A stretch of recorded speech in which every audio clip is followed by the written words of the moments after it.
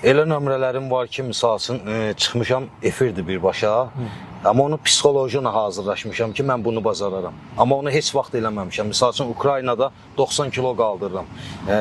Yan əzəlilərdən və gözdə. Onu mən heç vaxt göstərməmişəm. Özdə ən təhlükəli olan o da. Ha, o da yəni, ən böyük, ən riskli səhnəmiz yaxşı, o necə oldu ki? Niyə görə elədin?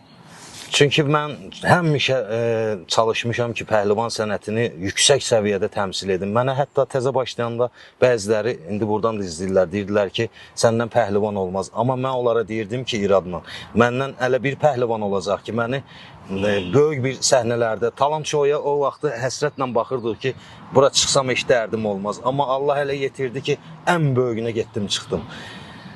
Yəni sənətə olan həmin sevgi... o elədiyi orada eləmişsən. Bəli, eləmişəm. Sənətə olan sevgi idi mənə onu göstərdi. Hətta mən orada açığı deyim ki, səhnədə çünki ağrıları hiss eləyirsən, müəyyən